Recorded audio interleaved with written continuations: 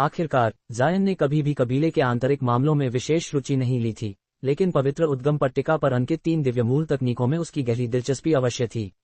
उसने सुना था कि इन प्राचीन गुप्त विधियों की शक्ति अवर्णनीय थी, किंतु दुर्भाग्यवश समय के साथ वे तकनीकें नष्ट हो चुकी थीं और अब उन्हें दोबारा पूर्ण रूप से पुनर्निर्मित करना असंभव था। ये कहते हुए नागेंद्र वर्मा पूर्व में बार ड्रैगन के चेहरे पर उत्साह की झलक आई, जो तुरंत ही पछतावे में बदल गई। ये दृश्य देखकर कूर्मदेव कालचक्र दैत्यमय कछुआ अचानक ठहाका लगाकर हंस पड़ा और बोला, हे भाईवू यानी नागेंद्र, तुम तो बड़े ही लालची हो। मेरी दृष्टि में ये उजड़े हुए गुप्त दैत्य कौशल सिर्फ किंवदंतियां भर हैं। मुझे तो विश्वास ही नहीं होता कि वे तुम्हारे कबीले की नाग रूपांतरण साधना से श्रेष्ठ हो सकती हैं। ये सुनकर नागेंद्र वर्मा के चेहरे पर गर्व की हल्की मुस्कान उभर आए और वह बोला, संभव है ऐसा ही हो। हमारे कबीले की नाग रूपांतरण साधना इतनी शक्तिशाली है कि यदि इसकी सबसे गहरी अवस्था तक साधना की जाए तो एक साधारण बार नाग भी सच्चे दिव्य नाग में परिवर्तित हो सकता है। इस कारण ये दैत्य जाति की सर्वोच्च साधना विधियों में गिनी जाती है। ये सब सुनकर पवनदेव फैंगेश्वर पूर्व में फैंग शी बस हल्के से हंसे, किंतु उन्होंने आगे कुछ नहीं कहा। पवित्र उद्गम पट्टिका। जब ये शब्द जायन के कानों में पड़ा तो उसके हृदय में हलचल मच गई, यद्यपि उसका चेहरा अब भी शांत बना रहा। उसी क्षण उसे वह तांबे की पट्टिका याद आ गई जिसे उसने हाल ही में प्राप्त किया था। उस पट्टिका पर अंकित दैत्य साधना विधियां असाधारण शक्ति से परिपूर्ण प्रतीत होती थीं। क्या ये संभव था कि वही वस्तु हो जिसके विषय में ये दैत्य चर्चा कर रहे थे? यद्यपि जायन को पवित्र उद्गम पट्टिका के वास्तविक उपयोग का ज्ञान नहीं था, फिर भी अब उसे समझ में आने लगा कि यह वस्तु भारी संकट को आकर्षित कर सकती है, क्योंकि यह प्राचीन काल से दैत्य कुलों द्वारा संरक्षित धरोहर थी। उसे अचानक उस सांवले रंग के साधक का विचार आया, क्या वही इस पशु प्रलय का मुख्य कारण था? एक मध्यम कोर निर्माण स्तर का साधक 7वें स्तर के दैत्य पशु को मार सकता था, यह असंभव नहीं था। इन सब विचारों के बावजूद जायन विशेष रूप से चिंतित नहीं हुआ। उसका जीवन पहले ही असंख्य विपत्तियों से भरा हुआ था। जब किसी भी क्षण उसका प्राण संकट में पड़ सकता था तो वह और समस्याओं की चिंता क्यों करता? उसने निश्चय किया कि जब तक वह जीवित है तब तक इन बातों पर अधिक ध्यान न देना ही बेहतर होगा। इसी समय पवनदेव फैंगेश्वर ने जायन की ओर देखते हुए उदासीन स्वर में कहा, साधक जायन, तुम हाल ही में कोर निर्माण की अंतिम अवस्था में पहुंचे हो, इसलिए अपनी साधना को स्थिर करना आवश्यक है। मैं नहीं चाहता कि दिव्य खजाने के परिशोधन के समय तुम्हारी आध्यात्मिक शक्ति अचानक निष्क्रिय हो जाए। उस प्रकाश का अनुसरण करो और कुछ समय के लिए अपने कक्ष में साधना करो। ये कहकर उन्होंने अपनी उंगलियों से एक श्वेत प्रकाश गोलक उछाला जो एक द्वार की ओर बढ़ गया। विवश होकर जायन ने एक बनावटी मुस्कान के साथ खड़े होकर उस प्रकाश का अनुसरण किया। वह वास्तव में दैत्य कबीले की गोपनीय चर्चाएं और अधिक सुनना चाहता था। जब वह सभा कक्ष से बाहर निकल रहा था तभी पीछे से पवनदेव फैंगेश्वर की ठंडी चेतावनी सुनाई दी, साधक जायन, बिना कारण अपने कक्ष से बाहर निकलने का प्रयास मत करना, अन्यथा मैं इसे गलत अर्थ में लूंगा और तब परेशानी खड़ी हो जाएगी। पीछे खड़े तीनों दैत्यों ने देखा कि जायन क्षण भर के लिए रुका, फिर बिना कुछ कहे आगे बढ़ गया। जायन के जाते ही नागेंद्र वर्मा ने संदेह भरी दृष्टि से उसकी ओर देखते हुए कहा, क्या कुछ गड़बड़ है? मुझे तो वह युवक पूरी तरह समर्पित नहीं लगता। खजाने के परिशोधन के समय कोई अप्रत्याशित घटना हो सकती है। इस पर पवनदेव फैंगेश्वर ने उपहास भरी हंसी के साथ उत्तर दिया, निश्चिंत रहो, वज्र तूफानी पंखों की सफलता मुख्यतः हम तीनों पर निर्भर है। वह मानव मात्र एक उपकरण है जो लकड़ी तत्व की आध्यात्मिक शक्ति प्रदान करेगा। एक बार परिशोधन आरंभ हो गया तो उसका कोई नियंत्रण नहीं रहेगा। ऊपर से उसके शरीर में जो अराजक दुष्ट ऊर्जा है, उसे देखते हुए वह पूरी तरह असहाय है। ये सुनकर कूर्मदेव कालचक्र मुस्कुराया और चुटकी लेते हुए बोला, जब तुम दुष्ट ऊर्जा की बात कर ही रहे हो तो जैद अग्नि मदिरा में ऐसी कोई वस्तु नहीं होनी चाहिए थी। क्या ये संभव है कि भाई फैंगेश्वर ने उसे फंसाया हो? पवनदेव फैंगेश्वर ने अपने रजत स्कार्फ को ठीक किया और दुष्ट मुस्कान के साथ कहा, हे निस्संदेह, मैंने उसे विशेष रूप से परिष्कृत जैद अग्नि मदिरा पिलाई थी। वास्तव में उसे दुष्ट ऊर्जा नहीं बल्कि दैविक असुरी ऊर्जा कहना अधिक उचित होगा। एक बार मेरा सामना एक शक्तिशाली असुर मार्ग साधक से हुआ था जिसने अपने शरीर से परिष्कृत कोई वस्तु बुला ली थी जिससे यह ऊर्जा मेरे भीतर रह गई। उसे निकालना काफी झंझट भरा था। ये सुनकर नागेंद्र वर्मा और कूर्मदेव कालचक्र ने एक दूसरे की ओर देखकर मुस्कान बांटी और उनके अंतिम संदेह भी समाप्त हो गए। उधर जायन श्वेत प्रकाश गोलक का अनुसरण करते हुए एक शिला निर्मित कक्ष में पहुंचा। वह कक्ष अत्यंत सुसज्जित था। सफेद जैद से बनी शैया, एक मेज कुर्सियों का सेट और अनेक दुर्लभ वनस्पतियों से सजे पात्र वहां रखे थे। जायन के भीतर प्रवेश करते ही प्रकाश गोलक विलीन हो गया। उसने तुरंत कक्ष का द्वार बंद किया और अपने वस्त्रों से विभिन्न रंगों के संरचना ध्वज निकालकर कक्ष के चारों कोनों में स्थापित कर दिए, जिससे एक लघु मंत्र संरचना सक्रिय हो गई। दैत्य साधकों की निगरानी से मुक्त होकर जायन को कुछ राहत मिली। यद्यपि यह संरचना रक्षात्मक नहीं थी, फिर भी ये किसी भी शत्रुतापूर्ण जासूसी का पूर्व संकेत देने में सक्षम थी। भले ही इससे पवनदेव फैंगेश्वर को थोड़ी असुविधा होती, लेकिन वह इस छोटी सी बात को लेकर बड़ा विवाद नहीं करेगा। इन विचारों के साथ जायन ने अपना ध्यान सबसे महत्वपूर्ण चिंता पर केंद्रित किया। वह श्वेत जैद की शैया पर पद्मासन में बैठा और आंखें मूंद लीं। चाय बनने जितने समय के बाद जायन ने भौहें सिकोड़ते हुए आंखें खोल दीं। उसका शरीर पहले जैसा ही था, कुछ भी असामान्य नहीं था। अगर चाहो तो मैं इसे और साहित्यिक काव्यात्मक हिंदी में कर सकता हूँ, या आधुनिक सरल हिंदी में, या अगले अध्याय को भी इसी नामकरण के साथ रूपांतरित कर दूं। स्माइल। दैत्य साधकों की निगरानी से मुक्त होकर जायन ने अपने मन में कुछ हद तक राहत महसूस की। यद्यपि उसने जो मंत्र गठन फॉर्मेशन स्थापित किया था उसमें कोई प्रत्यक्ष रक्षात्मक क्षमता नहीं थी, फिर भी वह किसी बाहरी व्यक्ति की शत्रुतापूर्ण जासूसी या दुष्ट आध्यात्मिक निरीक्षण का समय रहते संकेत दे सकता था। निस्संदेह ये कार्य वायु विच्छेदक दैत्य को कुछ हद तक अप्रसन्न कर सकता था, किंतु जायन को पूरा विश्वास था कि वह इतनी छोटी सी बात को लेकर कोई बड़ा विवाद खड़ा नहीं करेगा। ये सोचते ही जायन ने अपना ध्यान उन चिंताओं से हटा लिया और अपने सबसे महत्वपूर्ण प्रश्नों पर केंद्रित किया।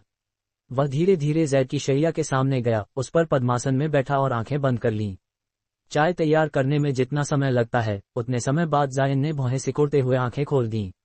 उसने अपने शरीर की स्थिति को ध्यान से परखा, किंतु उसे पहले जैसा ही पाया। कहीं भी कोई असामान्यता नहीं थी। ऐसा प्रतीत हो रहा था मानो दैत्य साधक ने उसे केवल झूठे शब्दों से डराने का प्रयास किया हो। उसके शरीर में किसी भी प्रकार की दुष्ट या अराजक ऊर्जा का उसे तनिक भी आभास नहीं हुआ। जायन ने गहन विचारमग्न भाव से अपनी ठोड़ी पर हाथ फेरा। कुछ क्षणों तक सोचने के बाद उसने अचानक एक वस्तु निकालकर उसे ध्यानपूर्वक देखा और उसके चेहरे पर कठोरता उभर आई। 2 दिन पश्चात वायुशिखर फंगशीक ने जायन के पत्थर के द्वार पर दस्तक दी और भीतर प्रवेश किया। जायन को देखते ही मानवाकार दैत्य के चेहरे पर उत्साह झलक उठा और उसने कहा, चलो आज जादुई खजाने का परिष्करण किया जाएगा। साथ ही दैत्य वो और गुई पहले से ही उपकरण परिष्करण कक्ष में हमारी प्रतीक्षा कर रहे हैं। ये कहकर वह जायन को कक्ष से बाहर ले गया और अपने उपकरण परिष्करण कक्ष की ओर बढ़ चला। कुछ ही दूरी चलने के बाद जायन एक नीले जैद की दीवार के सामने पहुंचा। वायुशिखर ने बिना किसी झिझक के दीवार पर हाथ मारा, जिससे तुरंत एक धनुषाकार द्वार प्रकट हुआ और खुल गया। इसके बाद वह एक ओर हट गया, ये संकेत देते हुए कि जायन पहले भीतर जाए। जायन ने पहले द्वार के भीतर झांका और देखा कि कक्ष के अंदर लाल प्रकाश फैला हुआ था। भीतर से तीव्र ताप की लहरें महसूस हो रही थीं। उसने भौहें उठाईं, गहरी सांस ली और फिर भीतर प्रवेश किया। अंदर का दृश्य स्पष्ट होते ही उसकी आंखों में आश्चर्य की चमक उभर आई। बार ड्रैगन और दैत्य कछुआ दोनों पहले से कक्ष में उपस्थित थे, किंतु जायन को सबसे अधिक विस्मय उस प्रचंड अग्नि को देखकर हुआ जो वहां जल रही थी। कक्ष के मध्य लगभग 10 मीटर चौड़ा एक चौकोर मंच था, जिसके भीतर प्रचंड लाल धरती अग्नि भड़क रही थी। उस मंच के चारों ओर एक अत्यंत विशाल और जटिल परिष्करण गठन स्थापित था। जायन ने उसे कुछ क्षणों तक ध्यान से देखा और मन ही मन चकित रह गया। यद्यपि वह इस गठन की सभी गूढ़ परतों को तुरंत नहीं समझ सका, फिर भी अपने वर्तमान उपकरण और मंत्र परिष्करण ज्ञान के आधार पर वह भली भांति समझ गया कि यह गठन अत्यंत उच्च स्तर का है, जिसे स्थापित करना उसकी वर्तमान क्षमता से परे था। जायन के प्रवेश करते ही दोनों दैत्य साधकों ने उसे ठंडी दृष्टि से देखा, किंतु शीघ्र ही उससे ध्यान हटा लिया। वायुशिखर ने कहा, ठीक है, अब सभी आ चुके हैं। मैं पहले ही भाई वो और भाई गुई को इस परिष्करण गठन के सिद्धांत समझा चुका हूँ। सहयोगी जायन, तुम्हें केवल गठन के एक कोने में खड़े होकर निरंतर लकड़ी गुण की आध्यात्मिक शक्ति प्रदान करनी है। अब जब हम इस चरण तक पहुंच चुके हैं, तो बेहतर होगा कि तुम किसी भी प्रकार की मूर्खतापूर्ण सोच से दूर रहो। ये कहते हुए उसने एक कोने की ओर संकेत किया और भारी दृष्टि से जायन को देखा। धरती अग्नि के गड्ढे की ओर एक नजर डालते हुए जायन ने कड़वी मुस्कान के साथ उत्तर दिया, अब मूर्खतापूर्ण सोच का क्या लाभ रह गया है? अच्छा है कि तुम ये समझते हो, वायुशिखर ने कहा, यद्यपि उसके चेहरे पर हल्की सी उपहास भरी मुस्कान थी, मानो वह जायन की बातों पर पूर्ण विश्वास नहीं कर रहा हो। जायन ने ये देखकर अपने चेहरे पर कड़वाहट बनाए रखी, किंतु मन ही मन उसने दांत पीसते हुए उस दैत्य को कोसा। इसके बाद वह चुपचाप उस कोने में जाकर पद्मासन में बैठ गया, जिसकी ओर उसे संकेत किया गया था। जायन को आज्ञाकारी रूप से बैठते देख वायुशिखर ने संतोषपूर्वक सिर हिलाया और दोनों दैत्यों से विनम्र स्वर में कहा, भाइयों, अब हम गठन में प्रवेश करें और तैयारी शुरू करें। दोनों दैत्य बिना किसी आपत्ति के आगे बढ़े और पूर्व निर्धारित स्थानों पर जाकर खड़े हो गए। वायुशिखर ने हल्की मुस्कान के साथ अपनी कमर से बंधी संग्रह थैली पर हाथ रखा। वह थैली धीरे धीरे धरती अग्नि के ऊपर मंडराई, फिर उलट गई और तेज प्रकाश की बौछार छोड़ दी। उस प्रकाश के भीतर से एक छोटी चांदी सी प्रकाश गेंद निकली, जो तुरंत फैल गई। पलक झपकते ही वहां लगभग 3-3 मीटर लंबी चमकदार श्वेत पंख अस्थियां प्रकट हो गईं। एक पंख का आगे का भाग गायब था, जबकि दूसरा पूरी तरह टूटा हुआ था। देखने में वे भले ही क्षतिग्रस्त लग रही थीं, किंतु उनसे निकलने वाला दबाव इतना प्रबल था कि किसी का भी हृदय दहल जाए। बार ड्रैगन ने विस्मय से उन्हें देखते हुए जीभ चटकाए और कहा, तो यही है बिजली रोच लाइटनिंग रॉक के पंख। भले ही यह अत्यंत क्षतिग्रस्त हो, किंतु इसमें कोई संदेह नहीं कि यह असली है। ये प्राचीन वीरान युग के दिव्य पक्षी कहलाने योग्य है। वायुशिखर ने ज्वरग्रस्त दृष्टि से उन अस्थियों को देखते हुए कहा, ये स्वाभाविक है। बिजली रोच ध्यानावस्था में नहीं मरा था। उसकी अस्थियां टूटी होने का कारण अवश्य ही यह है कि किसी ने उसे फंसाकर घात लगाकर हमला किया होगा। अन्यथा उसकी अद्भुत गति और चरम रूपांतरण अवस्था की साधना के साथ वह निश्चय ही भाग निकलता। इस समय जायन भी उन बिजली रोच की पंख अस्थियों को प्रशंसा भरी दृष्टि से देख रहा था। दैत्य कछुआ हालांकि उनमें विशेष रुचि नहीं दिखा रहा था। कुछ क्षण देखने के बाद उसने अधीर स्वर में कहा, परिष्करण शुरू किया जाए। हमें नहीं पता इसमें कितने महीने लगेंगे। ये सुनकर वायुशिखर क्षण भर रुका, फिर हंसते हुए बोला, हाँ, मैं भूल गया था कि भाई गुई को रूपांतरण अवस्था में आए अभी 100 वर्ष भी नहीं हुए हैं। स्वाभाविक है कि उन्हें बिजली गुण वस्तुओं से असहजता होगी। ठीक है, तो फिर बिना देरी किए आरंभ करते हैं। बार ड्रैगन ने भी कोई आपत्ति नहीं की। इसके साथ ही तीनों दैत्य साधकों के शरीर से प्रचंड दैत्य ऊर्जा बाहर निकलने लगी, जिसने पूरे कक्ष को श्वेत, नीले और पीले प्रकाश से भर दिया। जायन यह नहीं समझ सका कि गठन दैत्य ऊर्जा से सक्रिय हुआ या किसी अन्य विधि से, किंतु उसने देखा कि गठन चमकने लगा, हल्के से कांपा और फिर धीरे धीरे घूमने लगा। गठन के चारों ओर जड़े दर्जनों मध्यम स्तरीय गठन पत्थर एक साथ तीव्र प्रकाश छोड़ने लगे। इस दृश्य को देखकर जायन का हृदय बेचैन हो उठा। तभी वायुशिखर ने ऊंचे स्वर में पुकारा और अपने दोनों हाथों को एक साथ जोड़ लिया। सब्सक्राइब करो हेवनली डाउटेल्स को। फैंग शी ने अचानक ऊंचे स्वर में गर्जना की और अपने दोनों हाथों को आपस में जोड़ लिया। इसके बाद उसने हाथों को अलग करते हुए अपनी हथेलियों से 2 भुजा जितनी मोटी श्वेत प्रकाश धाराएं सीधे नीचे मंत्र गठन में प्रवाहित कर दीं। एक गहरी गूंज के साथ भूमि कुछ क्षणों के लिए कांप उठी और उसी के साथ कक्ष के मध्य स्थित धरती अग्नि उग्र रूप से भड़क उठी। फूश! धरती अग्नि के गर्त से एक मानव मस्तक जितना विशाल अग्निपुंज बाहर निकला और सीधे बिजली रोच की पंख अस्थियों के ऊपर मंडराने लगा। अगले ही क्षण वह अग्निपुंज फट पड़ा और प्रचंड लाल ज्वालाओं ने पंख अस्थियों को पूरी तरह से ढक लिया। बार ड्रैगन और दैत्य कछुए ने एक दूसरे की ओर देखा, मानो मौन संकेत का आदान प्रदान कर रहे हों। फिर दोनों ने एक साथ अपने हाथ उठाए और क्रमशः पीले तथा नीले प्रकाश की असंख्य सूक्ष्म धाराएं छोड़ दीं। ये घनी जाल जैसी प्रकाश रेखाएं अग्नि को चीरती हुई भीतर प्रविष्ट हुईं और पंख अस्थियों को कसकर लपेट लिया। जल्द ही उन परस्पर गुंथी हुई रोशनियों के बीच पंख अस्थियां धीरे धीरे नरम पड़ने लगीं।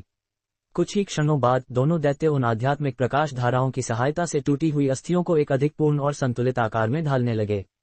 ये दृश्य देखते हुए जायन को ऐसा प्रतीत हुआ मानो उसकी दृष्टि और समझ का दायरा अत्यधिक विस्तृत हो गया हो। उसी समय जब दोनों दैत्य अस्थियों को गढ़ने में लगे थे, फैंग शी की आंखों में एक विचित्र चमक कौंध उठी। उसने अपने दोनों हाथों को मंत्र मुद्रा में बांध लिया और अपनी 10 उंगलियों को तीव्र गति से बदलने लगा। उसी क्षण अंगूठे के आकार के दर्जनों श्वेत प्रकाश गोल प्रकट हुए और अत्यंत सटीकता से पंख अस्थियों पर आ गिरे। अचानक अग्नि के भीतर से गगनभेदी गर्जनाओं की श्रृंखला फूट पड़ी। मरम्मत की जा चुकी पंख अस्थियों से असंख्य बिजली की चिंगारियां निकलने लगीं। ये चिंगारियां अत्यंत सूक्ष्म थीं और रजत प्रकाश से दमक रही थीं। वे तेजी से नीली और पीली आध्यात्मिक धाराओं से टकराईं और उनमें विलीन होने लगीं।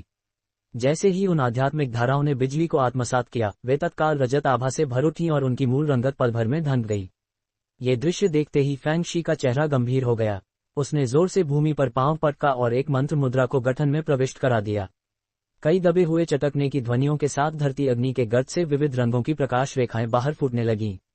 उसी समय पंख अस्थियों की सारी चमक एकत्र होकर एक अत्यंत दीप्तिमान बिंदु में सिमट गई। जायन ने अनायास ही अपनी आंखें सिकोड़ लीं। जब उसकी दृष्टि सामान्य हुई तब उसने देखा कि धरती अग्नि के ऊपर एक घना, चमकदार, इंद्रधनुषी प्रकाश कवच बन चुका था। क्षण भर के लिए जायन के चेहरे पर हल्का सा भाव परिवर्तन आया, किंतु उसने शीघ्र ही अपनी भावहीन मुद्रा पुनः धारण कर ली। इंद्रधनुषी कवच के भीतर श्वेत पंख अस्थियां प्रचंड धरती अग्नि में झुलस रही थीं, किंतु उनमें रत्ती भर भी परिवर्तन नहीं आया था। ये देखकर तीनों दैत्य साधकों ने एक साथ लंबी सांस छोड़ी। पहला चरण बिना किसी त्रुटि या दुर्घटना के सफलतापूर्वक पूर्ण हो चुका था। इसके पश्चात फैंग शी ने अत्यंत शांत भाव से एक नीला, पारदर्शी रत्न निकाला और बिना किसी झिझक के उसे प्रकाश कवच के भीतर उछाल दिया। कुछ ही क्षणों में वह रत्न अर्ध द्रव अवस्था में पिघल गया। फैंग शी ने तुरंत श्वेत आध्यात्मिक धाराएं छोड़ीं और उस पिघले हुए रत्न को सावधानीपूर्वक पंख अस्थियों की सतह पर समान रूप से फैला दिया। ये सब कर चुकने के बाद भी उसके चेहरे पर सतर्कता स्पष्ट झलक रही थी। उसने अर्थपूर्ण दृष्टि से अन्य दोनों दैत्यों की ओर देखा और धीमे स्वर में केवल एक शब्द कहा, वायु। इसके बाद उसने गहरी सांस ली और एक श्वेत अर्धपारदर्शी मोती उगलकर तुरंत उसे प्रकाश कवच के भीतर भेज दिया। बार ड्रैगन और दैत्य कछुए ने भी तनिक विलंब नहीं किया और अपने दीर्घकाल तक संचित दैत्य कोर बाहर निकाल दिए। तीनों दैत्य कोर हवा में घूमते हुए आपस में उलझ गए। फैंग शी ने अपना हाथ उठाकर अपने दैत्य कोर पर एक मंत्र मुद्रा अंकित की, जिससे उसमें से श्वेत वायु गुण की कोर अग्नि उग्र रूप से फूट पड़ी।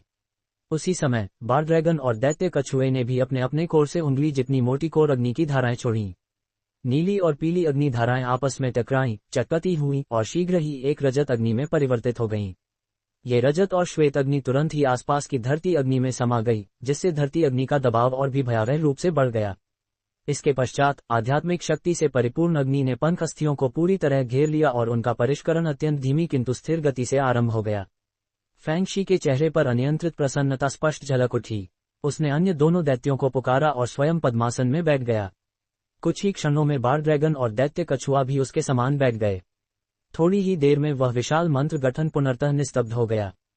कक्ष के एक कोने में अकेले बैठे जायन की आंखों में कई बार विचित्र भाव उभरे और लुप्त हो गए। उसने चारों ओर दृष्टि दौड़ाई और अंततः केवल एक कड़वी मुस्कान ही उसके होठों पर रह गई। गठन की किसी अज्ञात व्यवस्था के कारण जिस क्षण धरती अग्नि के ऊपर इंद्रधनुषी कवच बना था, उसी समय जायन के चारों ओर भी वैसा ही एक समान गठन प्रकट हो गया था, जिसने उसे भीतर से कैद कर लिया था।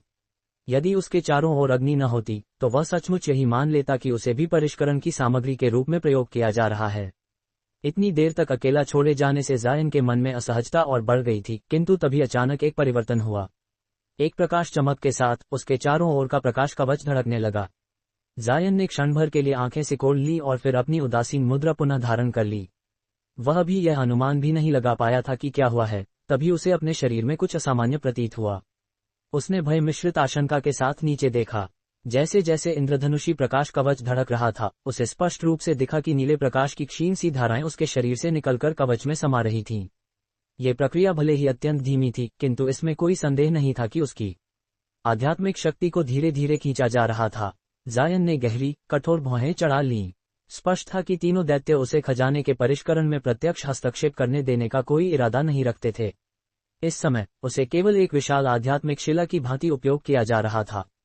हालांकि कुछ और विचार करने के बाद उसके चेहरे पर पुनः शांति लौट आई और उसके मन में एक ठंडी हंसी उभरी। उसे पूरा विश्वास था कि ये तीनों दैत्य उसे सदा के लिए यूं ही नहीं बांध कर रखेंगे। देर सवेर उन्हें उसकी सहायता लेनी ही पड़ेगी। वायु और बिजली का संयोग, ये परिष्करण अभी अपने सबसे खतरनाक चरण में प्रवेश करने वाला था।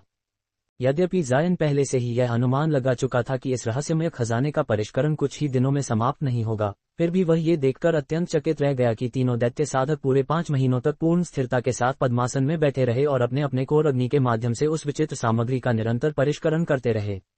इस पूरी अवधि में केवल 4 अवसरों पर ही उन्होंने अपनी जादुई शक्ति की पुनः प्राप्ति के लिए प्रक्रिया को रोका था। शेष समय उनके दैत्य कोर निरंतर हवा में निलंबित रहते हुए अत्यंत सहज और अविराम रूप से कोर अग्नि उगलते रहे। 8वें और 9वें दर्जे के दैत्य पशुओं के रूप में उनकी स्थिति केवल नाम मात्र की नहीं थी, उनकी जादुई शक्ति वास्तव में अथाह और गहन थी। क्योंकि जायन पूरे समय अपनी की साधना करता रहा, वह अपनी जादुई शक्ति को पूर्ण अवस्था में सुरक्षित रखने में सफल रहा। प्रकाश कवच द्वारा खींची जा रही अत्यल्प मात्रा की जादुई शक्ति उसके लिए नगण्य थी। कोर अग्नि के भीतर स्थित पंख अस्थियां प्रत्येक दिन के साथ और अधिक पारदर्शी, उज्ज्वल और शुद्ध होती जा रही थीं। उनसे हल्की हल्की गड़गड़ाहट और तीक्ष्ण वायु ध्वनि भी सुनाई देने लगी थी। जैसे जैसे ये परिवर्तन होता गया, फैंग शी की आंखों में छिपी प्रसन्नता और अधिक स्पष्ट होती चली गई। जायन समझ चुका था कि थंडरस्टॉर्म विंग्स का परिष्करण अपने अंतिम चरण की ओर बढ़ रहा है। इन कई महीनों के दौरान जायन को एक बात ने विशेष रूप से हैरान किया, उसके शरीर के भीतर कहीं भी दुर्भावनापूर्ण की का नामो निशान तक नहीं था। किंतु थोड़ी गहराई से विचार करने पर उसे लगा कि इसका संबंध उसके शरीर में विद्यमान दैवीय दैत्य विनाशक बिजली से अवश्य है, जो दुष्ट प्रकृति की किसी भी शक्ति के विरुद्ध अद्भुत प्रभाव रखती थी। क्या ये संभव है कि वह दुर्भावनापूर्ण की पहले ही दैवीय दैत्य विनाशक बिजली द्वारा नष्ट कर दी गई हो? यह विचार आते ही जायन के मन में प्रसन्नता की लहर दौड़ गई। यदि वह दुर्भावनापूर्ण की वास्तव में प्रकट होती तो उसने पहले ही तय कर रखा था कि या तो वह दैवीय बिजली का उपयोग कर उसे मिटा देगा, या फिर जोखिम उठाकर कुछ स्वर्ण भक्षक भरिंगों को निगलवाकर उनसे जबरन उसे खा जाने देगा। इस प्रकार पवन भेदी दैत्य का दबाव जायन के भीतर किसी प्रकार का भय उत्पन्न करने में पूर्णतः असफल रहा। वैसे भी उसने उसे कभी गंभीरता से लिया ही नहीं था। वह पुराना दैत्य कभी यह कल्पना भी नहीं कर सकता था कि इतनी कम साधना वाले मानव साधक के पास इतना अद्भुत और बहुमूल्य जादुई साधन हो सकता है। भविष्य में इससे कोई हानि न होने की चिंता से मुक्त होकर जायन का मन और भी दृढ़ हो गया। उसने अपने पहले से बनाए गए अनेक पलायन योजनाओं पर शीघ्रता से विचार किया और निश्चय किया कि परिस्थिति के अनुसार वह सबसे उपयुक्त योजना का प्रयोग करेगा। एक और महीना बीतने के बाद फैंग शी अपने स्थान से उठा, मानो उसे आभास हो गया हो कि परिष्करण अब पूर्ण होने वाला है। आंखें खोलते ही उसकी दृष्टि सीधे हवा में तैरती हुई लगभग पूर्ण हो चुकी अस्थिपंखों पर जा टिकी। एक गहरी सांस लेकर उसने अचानक दर्जनों मंत्र मुद्राएं छोड़ी और उसी क्षण अपनी कोर अग्नि को बुझा दिया, जिससे भीतर स्थित 3 दैत्य कोर और 2 अस्थिपंख प्रकट हो गए। दैत्य कोर पहले की तुलना में कुछ मध्यम प्रतीत हो रहे थे। स्पष्ट था कि महीनों तक चले इस निरंतर दबाव ने उनकी मूर्ति को क्षति पहुंचाई थी। इसके विपरीत अस्थिपंख पूर्ण, सुदृढ़ और पतले हो चुके थे, जिनसे ऐसा दुग्धश्वेत प्रकाश निकल रहा था कि आंखें चौंधिया जाएं। बिना किसी हिचकिचाहट के फैंग शी ने अपने दैत्य कोर को झटका दिया, जिससे वह हवा में तीव्र गति से घूमता हुआ वापस उसके मुख में समा गया। अन्य दोनों दैत्यों ने भी एक दूसरे की ओर देखकर वही किया।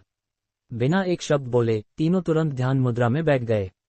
कई दिनों बाद तीनों दैत्य साधकों ने अपनी जादुई शक्ति और मूर्ति को पुनः प्राप्त कर लिया। तभी फैंग शी ने अपनी दृष्टि जायन की ओर घुमाई। उसने एक मंत्र मुद्रा उसके चारों ओर बने प्रकाश कवच पर फेंकी। लाल प्रकाश की धाराएं कवच में धंस गईं और कुछ तीव्र चमकों के साथ वह पूरी तरह विलीन हो गया। जायन के चेहरे पर तनिक भी आश्चर्य नहीं था, उसका भाव पुनः शांत और स्थिर बना रहा।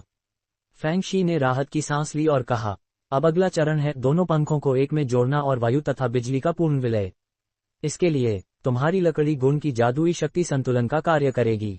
स्वयं को तैयार रखो। समझ गया, जायन ने बिना कुछ और कहे उठते हुए उत्तर दिया। किंतु जायन की शांत मुद्रा देखकर फैंग शी की भौहें सिकुड़ गईं और उसकी आंखों में संदेह की झलक आ गई। उसने कुछ क्षण सिर झुकाकर स्वयं से बुदबुदाया और अचानक, बिना किसी चेतावनी के, अपनी उंगली झटका दी। एक श्वेत प्रकाश रेखा सीधी जायन की ओर जा पहुंची। जायन का चेहरा भय से बदल गया, किंतु क्षणिक हिचक के बाद उसने हटने का प्रयास नहीं किया। जैसे ही वह श्वेत प्रकाश उसके शरीर में समाया, उसका चेहरा असहज और विकृत हो उठा। उसने होंठ भींचते हुए भारी स्वर में कहा, वरिष्ठ फैंग, इसका क्या अर्थ है? फैंग शी ने दुष्ट मुस्कान के साथ उत्तर दिया, निश्चिंत रहो, ये वायु आत्मा ऊर्जा तुम्हें कोई क्षति नहीं पहुंचाएगी और शीघ्र ही स्वयं समाप्त हो जाएगी। किंतु इस अवधि में यदि मैं इसे तनिक सी जादुई शक्ति से भी सक्रिय कर दूं तो तुम उसी क्षण मर जाओगे। अपना सर्वश्रेष्ठ दो और किसी और बात के बारे में सोचने की आवश्यकता नहीं है। ये सुनकर जायन के मन में तीव्र क्षोभ उमड़ पड़ा। उसकी आधी से अधिक पलायन योजनाएं उसी क्षण निष्फल हो चुकी थीं। फैंग शी को जायन के क्रोधित भाव अत्यंत संतोषजनक लगे। उसने उसकी ओर और ध्यान न देते हुए अपनी भंडारण थैली से 3 औषधि शीशियां निकाली और उनमें से 2 अन्य दैत्यों की ओर उछाल दी। परिष्करण का अंतिम और सबसे घातक चरण अब आरंभ होने ही वाला था। सब्सक्राइब करो हेवनली डाउटेल्स को। इसके पश्चात फैंग शी ने उन तीनों औषधि शिशियों में से 2 को बिना किसी हिचकिचाहट के अन्य दोनों दैत्य साधकों की ओर उछाल दिया। उसका स्वर गंभीर और चेतावनी से भरा हुआ था जब उसने कहा, छोटे भाइयों, सावधान रहना। वायु और बिजली की आध्यात्मिक शक्तियों का संयोग हमारी जादुई शक्ति पर अत्यधिक भार डालेगा। इन बोतलों में प्रत्येक में हजारों वर्षों पुराना आत्मा दूध की एक एक बूंद है। जब तुम्हारी जादुई शक्ति समाप्ति के निकट पहुंचे तब इसका उपयोग करना।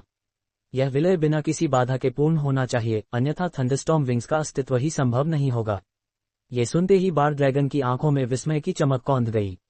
हजारों वर्ष पुराने आत्मा दूध का नाम साधारण नहीं था।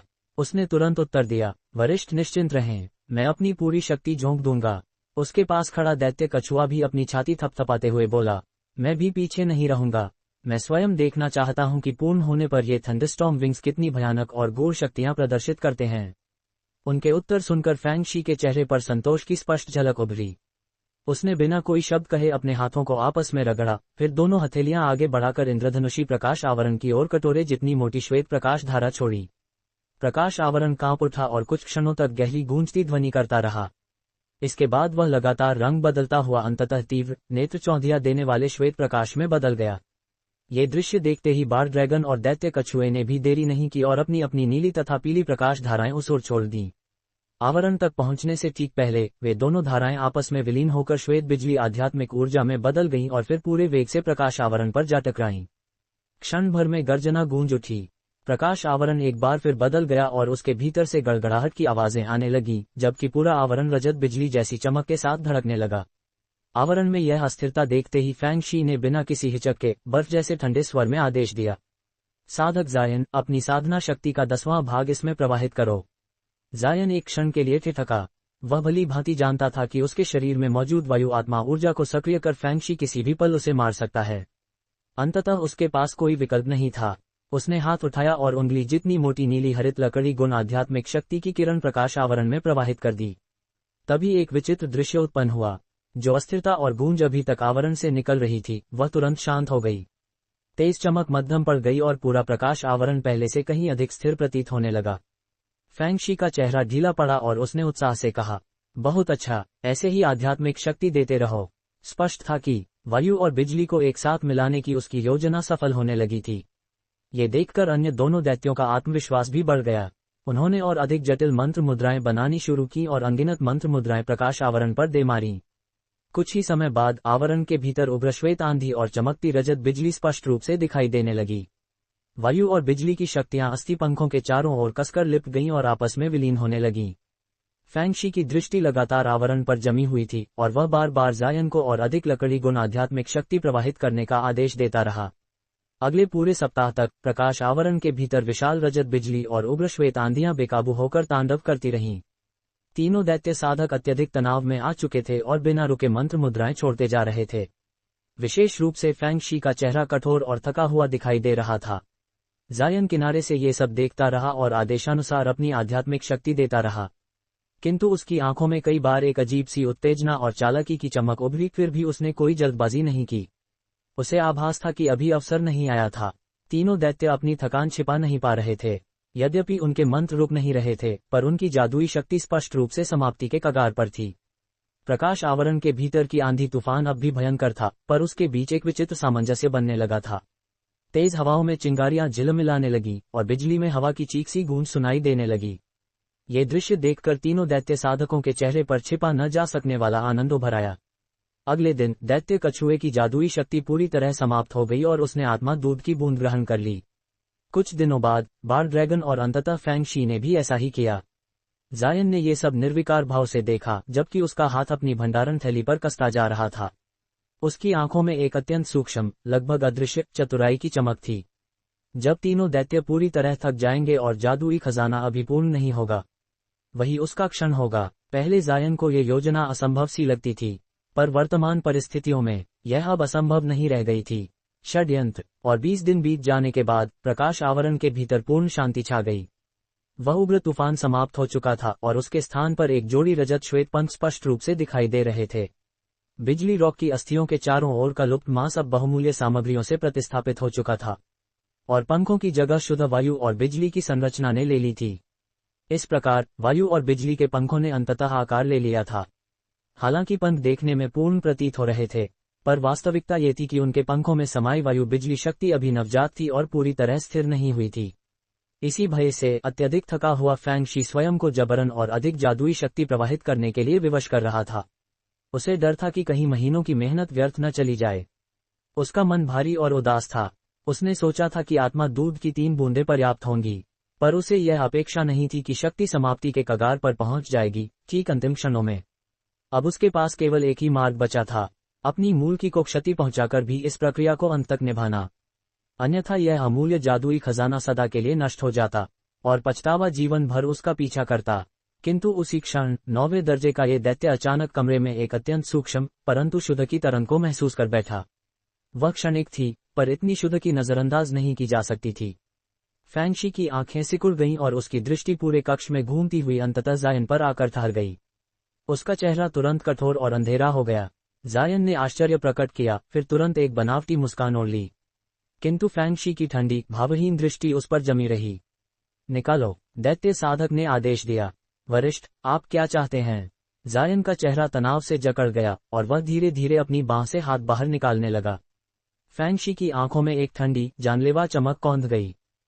फैंगशी की आंखों में एक ठंडी, क्रूर चमक कौंध उठी। बिना एक भी शब्द बोले उसने उंगली उठाकर सीधे जायन की ओर संकेत किया और उसी क्षण चमकती, धड़कती हुई श्वेत प्रकाश गेंद को उसकी ओर दाग दिया। जायन एक पल के लिए स्तब्ध रह गया, किंतु अगले ही क्षण उसके मुंह से हृदय विदारक चीख निकल पड़ी। वह जमीन पर गिर पड़ा और तड़पते हुए इधर उधर लौटने लगा। उसका चेहरा तेजी से बैंगनी पड़ता जा रहा था, मानो उसके भीतर की प्राणशक्ति को कोई निर्दयता से मसल रहा हो। जब शब्दों से नहीं मानते तो बल से मानना पड़ता है। फैंगशी की दृष्टि में शत्रुता चमकी और उसकी निगाह जायन की बांह से गिरी उस छोटी बोतल पर जा टिकी। उसने अजीब भाव से हाथ बढ़ाया और वह छोटी बोतल मानो स्वयं उड़कर उसकी हथेली में आ गिरी।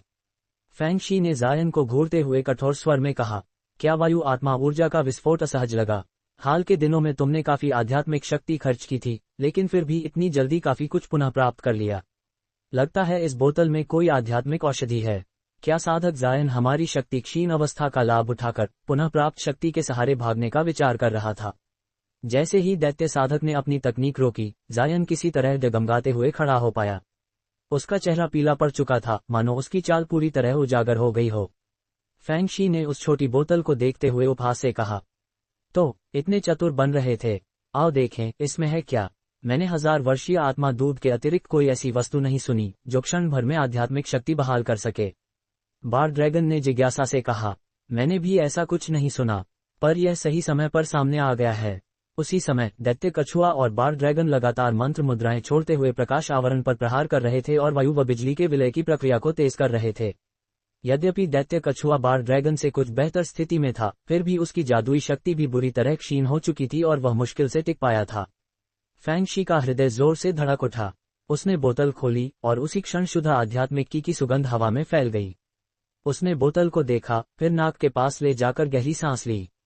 दैत्य कछुआ स्वयं को रोक नहीं पाया और व्यग्र स्वर में पूछ बैठा, क्या है ये? फैंगशी ने ठंडी दृष्टि से जायन को घूरते हुए आदेश दिया।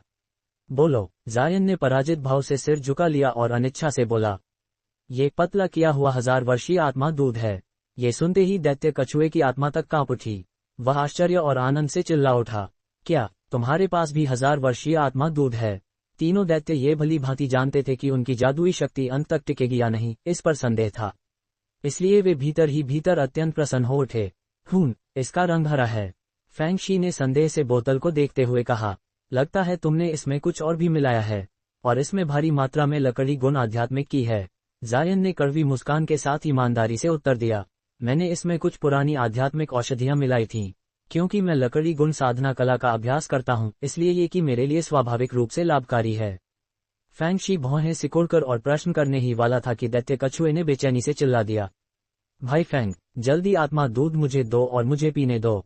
मुझे पता है कि हम किसी तरह अंत तक टिक तो जाएंगे, पर इससे हमारी मूल की बुरी तरह क्षीण हो जाएगी और साधना गिर सकती है। मुझे अभी आध्यात्मिक शक्ति चाहिए। वह भयभीत था कि कहीं फैंगशी मना न कर दे। फैंगशी ने झिझकते हुए कहा, मैं ये जानता हूँ, लेकिन यह आत्मा दूध। कुछ क्षणों की चुप्पी के बाद बार ड्रैगन बोला, भाई फैंग, इतनी दूर से भी मैं इसकी शुद्धता को महसूस कर सकता हूँ। ये निस्संदेह 1000 वर्षीय आत्मा दूध है। मान लो इसमें कुछ मिलावट भी हो तो वह हमें क्या नुकसान पहुंचा सकती है? मैं तो विषैला बार ड्रैगन हूँ, सभी विषयों को निगलने वाला। यदि इसमें जहर भी हो तो भी मुझ पर कोई प्रभाव नहीं पड़ेगा। स्पष्ट था कि वे दोनों अपनी मूल की व्यर्थ नहीं गंवाना चाहते थे। हे, मैं तो भाईवू की जन्मजात विष क्षमता को लगभग भूल ही गया था। फैंगशी ने हल्की हंसी के साथ कहा, यदि ऐसा है तो आत्मा दूध को 3 भागों में बांट लेते हैं। इस प्रकार शोधन पूर्ण होने के बाद हमारी सच्ची शक्ति को अधिक क्षति नहीं होगी। ये कहते हुए उसने चुपचाप 1/3 आत्मा दूध अपने गले से नीचे उतार लिया। फिर हंसते हुए बोतल विषैले बार ड्रैगन की ओर उछाल दी। 9वें दर्जे का दैत्य होने के कारण उसे किसी विष का भय नहीं था और शुद्ध आध्यात्मिक की देखकर उसे छोड़ने का कोई विचार नहीं था। बार ड्रैगन ने बोतल पकड़ी, आधा शेष आत्मा दूध पी लिया और फिर उसे दैत्य कछुए को थमा दिया। दैत्य कछुए ने अधीरता से शेष द्रव घटक लिया और खाली बोतल को एक ओर फेंक दिया।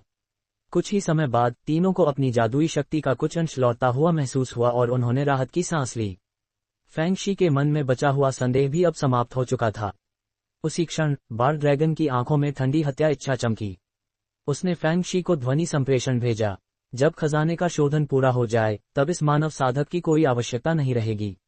मुझे उसे मारने दो, यह मानव मेरी आंखों में कांटा बन गया है। कहते हुए उसने जायन की ओर ठंडी निर्दय दृष्टि डाली।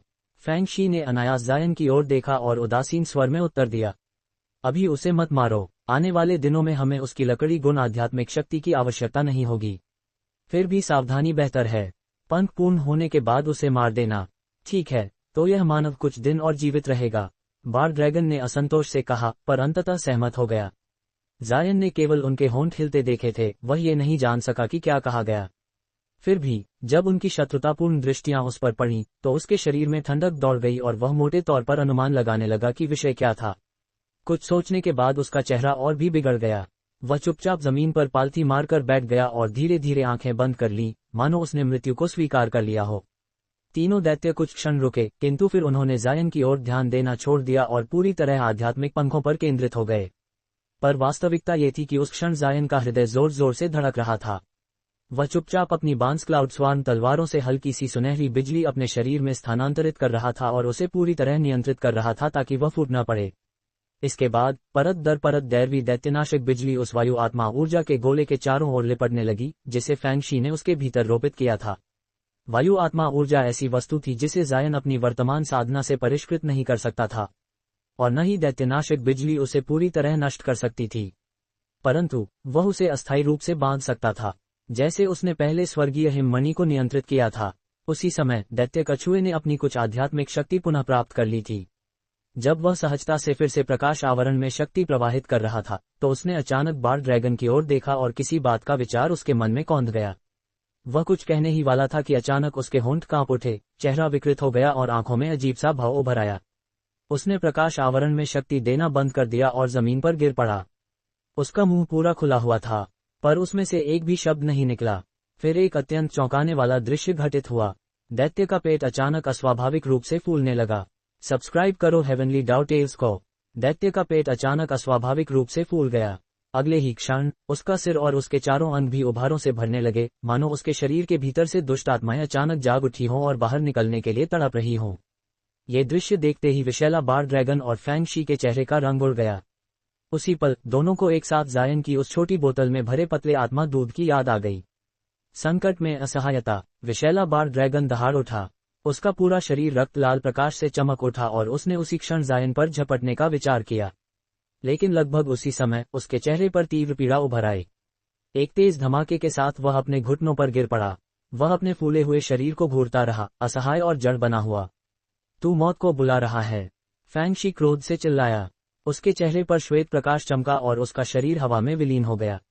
अगले ही पल वह जायन के पीछे प्रकट हुआ और काली निर्दय पंजे से पूरी शक्ति के साथ नीचे की ओर वार किया। उसकी गति लगभग तत्काल थी।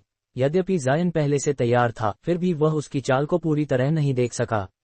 उसने पूरी शक्ति से स्वयं को एक ओर झोंक दिया। क्लैंग! एक भीषण शक्ति ने उसे उछाल दिया और वह 30 मीटर से अधिक दूर जा गिरा। जायन अत्यंत कठिनाई से फिर खड़ा हुआ। 9वें दर्जे के दैत्य के एक ही पंजे का वार उसे तुरंत मार नहीं सका। ये देख दैत्य साधक भी क्षण भर को ठिठक गया। उसकी आंखों में अशुभ चमक उभरी जब उसने उस स्थान को देखा जहां उसने जायन पर प्रहार किया था। जायन के वस्त्र फटे हुए थे और उनके नीचे रजत श्वेत शल्क दिखाई दे रहे थे। उनमें से अधिकांश वार से टूट चुके थे और उनके नीचे एक चमकदार गहरे काले रंग का वस्त्र झलक रहा था। आंतरिक कवच। फैंगशी को गहरा आश्चर्य हुआ, किंतु वह तुरंत उपहास में हंस पड़ा। बिना एक शब्द कहे वह फिर हवा में घुल गया और पूरी तरह ओझल हो गया। वह आंतरिक कवच निस्संदेह एक अत्यंत उत्कृष्ट खजाना था, तभी वह उसके एक वार को झेल सका था। लेकिन वह कवच दूसरी बार जायन की जान नहीं बचा सकता था। जायन भी यह भली भांति समझता था कि उसका जीवित बचना केवल सौभाग्य था। उसे पूरा विश्वास था कि वह वार उसे मार डालने के लिए पर्याप्त था। मानहुजी की राजकीय शल्क पट्टिका वास्तव में एक असाधारण खजाना थी, जो 9वें दर्जे के दैत्य के प्रहार को भी रोक सकी। उस बहुमूल्य क्षण का लाभ उठाकर जायन ने अपने पैरों को मजबूती से जमाया। बिना एक क्षण सोचे सुनहरी बिजली उसके पूरे शरीर में दौड़ पड़ी। साथ ही नीली रोशनी का प्रचंड विस्फोट हुआ, जिसने एक विशाल नीलात्मिक तलवार ढाल का रूप ले लिया। उसने दोनों भुजाएं उठाईं और अपने शरीर के भीतर से 24 नील तलवारें बुलाईं, जो तुरंत उसके चारों ओर एक घेरा बनाकर मंडराने लगीं। उसी पल फैंगशी का विशाल शरीर फिर जायन के सामने प्रकट हुआ। उसकी आंखों में क्रूरता थी। उसने मुंह खोला और भीतर से चकाचौंध कर देने वाला श्वेत प्रकाश झलकने लगा।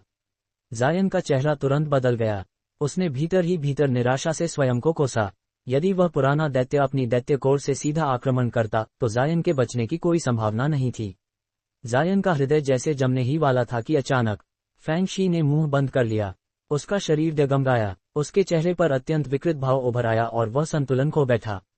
जायन तुरंत अपनी स्तब्धता से बाहर आया। उसने देखा कि दैत्य साधक कांप रहा था और उसके पेट पर भी उभार दिखने लगे थे। यद्यपि इस वृद्ध दैत्य की साधना अन्य दोनों से कहीं गहरी थी, फिर भी हरे तरल का प्रभाव अंततः उस पर भी पड़ चुका था।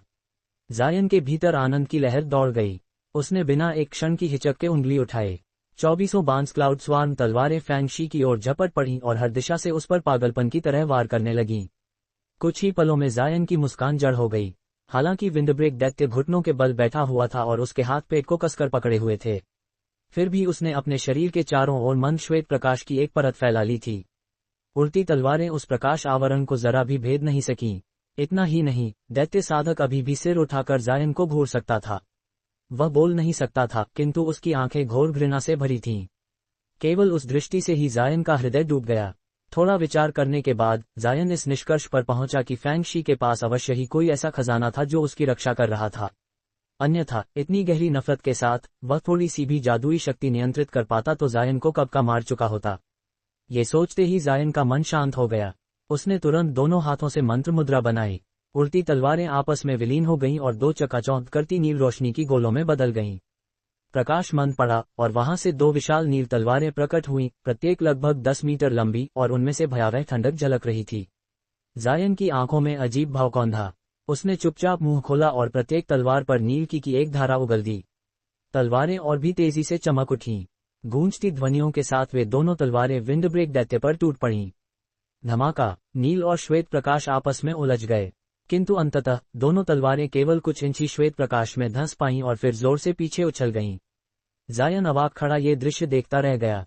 फैंग शी के होठों पर हल्की सी उपहासपूर्ण मुस्कान उभर आए। जायन कांप उठा। फैंग शी अपंग अवश्य हो गया था, पर जायन के पास उसे क्षति पहुंचाने का कोई उपाय नहीं था। उसके फूले हुए पेट की धड़कन के अतिरिक्त उसके सिर और अंगों में कोई विशेष परिवर्तन नहीं आया था। स्पष्ट था कि वह हरे तरल के प्रभाव को बलपूर्वक दबा रहा था। तभी जायन के चेहरे का रंग बदल गया। उसे अचानक कुछ याद आया। उसने जल्दी से दूसरी ओर देखा और उसका हृदय कांप उठा।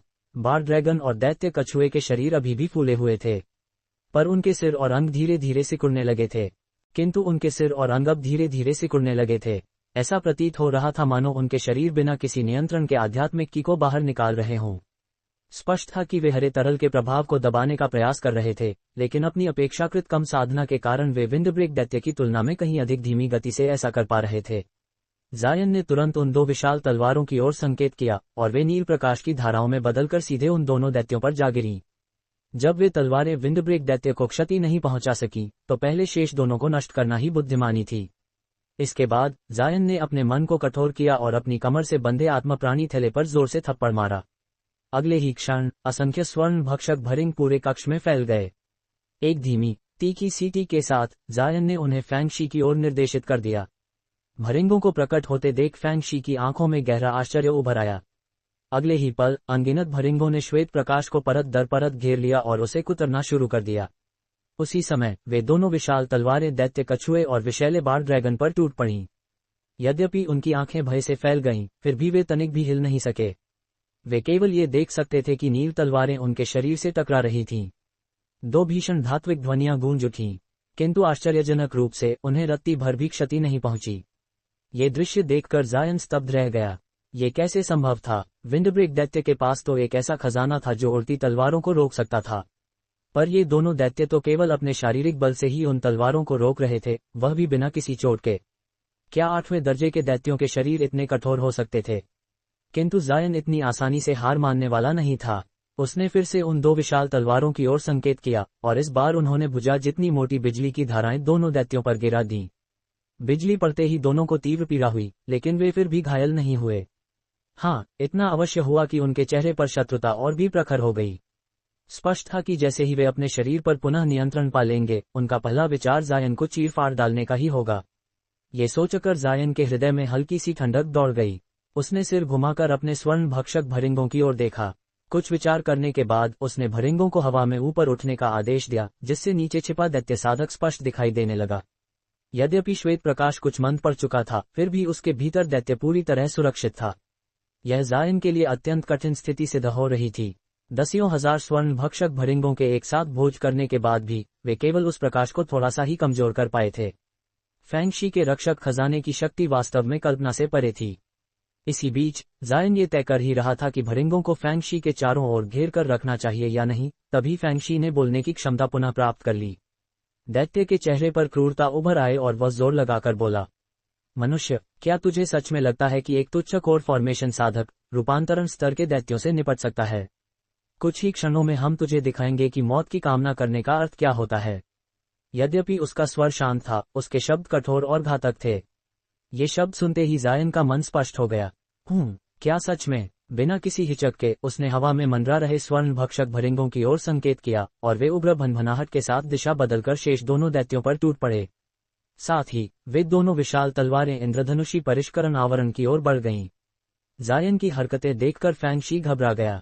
उसने भयभीत चेहरे के साथ चिल्लाकर कहा, रुको, ये कैसी मूर्खता है? क्या तुम चाहते हो कि इन समुद्रों के सभी बार ड्रैगन तुम्हारा पीछा करें? और गरज पवन पंख अभी पूर्ण भी नहीं हुए हैं। यदि तुम उन्हें अभी निकाल लोगे तो सब कुछ नष्ट हो जाएगा। इसके अतिरिक्त उन आत्मा पंखों को केवल आत्मिक और विद्युत शक्ति से ही नियंत्रित किया जा सकता है। तुम उन्हें लेकर क्या करोगे? जायन ने उपहास से हंसते हुए कोई उत्तर नहीं दिया और अपना आक्रमण नहीं रोका। कीट झुंड एक ही क्षण में दोनों दैत्यों पर टूट पड़े और उन दो विशाल तलवारों के प्रहार से परिष्करण आवरण लगभग ढह ही गया। आखिरकार वह आवरण केवल जादुई खजानों के परिष्कार के लिए बना था, न कि रक्षा के लिए।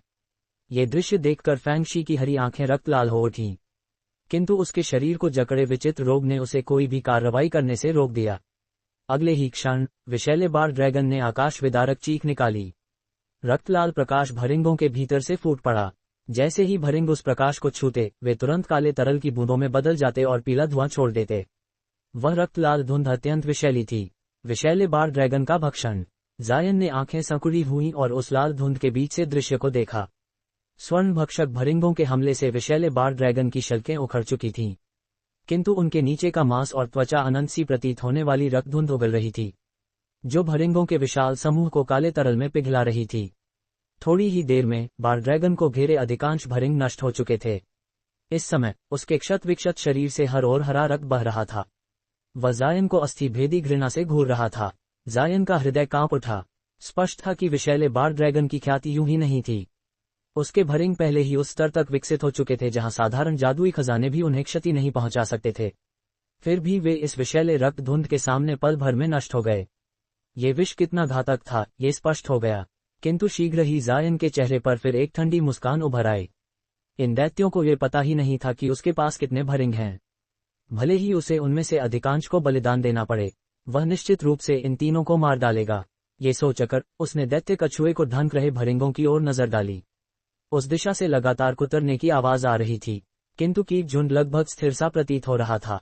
यदि भरिंगों के भीतर से रिश्ती हल्की दैत्य की न होती, तो जायन को यह मानने में कोई संकोच न होता कि दैत्य पहले ही मर चुका है। हालांकि उसके मन में अनिश्चितता बढ़ रही थी, फिर भी उसने बिना और सोचे अपने दोनों हाथ ऊपर उठाए और कई आत्मा प्राणी थैले उछाल दिए। अचानक पूरे कक्ष में पंखों की गूंजती गड़गड़ाहट फैल गई। 1,00,000 से अधिक काले रंगे स्वर्ण भक्षक भरिंग प्रकट हो गए। इतनी विशाल संख्या देखकर विषैले बार ड्रैगन के चेहरे पर निराशा साफ झलकने लगी। इतनी विशाल संख्या में स्वर्ण भक्षक भरिंगों को देखकर विषैले बार ड्रैगन के चेहरे पर पहली बार स्पष्ट निराशा और हताशा उभर आई। उसी क्षण फैंगशी का भाव भी अचानक बदल गया और उसकी आंखों में गहरा आश्चर्य झलक उठा। ये सर्वविदित था कि विचित्र आत्मिक कीटों का जीवन काल साधारण आत्म प्राणियों की तुलना में अत्यंत अल्प होता है। यद्यपि उनका अंडन काल बहुत छोटा होता है और वे एक बार में सैकड़ों अंडे देते हैं, फिर भी सामान्यतः वे 100 वर्षों में केवल एक ही बार प्रजनन करते हैं। अंडों से निकलने के बाद यदि वे किसी स्वामी को स्वीकार भी कर लें, तो उन्हें उपयोगी बनने में कई दशकों की कठोर साधना और पोषण की आवश्यकता होती है। इसके अतिरिक्त कीट जितने अधिक शक्तिशाली और उच्च श्रेणी के होते हैं, उन्हें परिपक्व होने में उतना ही अधिक समय लगता है। इसी कारण असंख्य साधकों के रहते हुए भी बिखरे तारा समुद्रों में कीट नियंत्रण कला में प्रख्यात साधक उंगलियों पर गिने जा सकते थे। विशेष रूप से कोर फॉर्मेशन चरण से ऊपर ऐसे साधक मिलना तो और भी दुर्लभ था।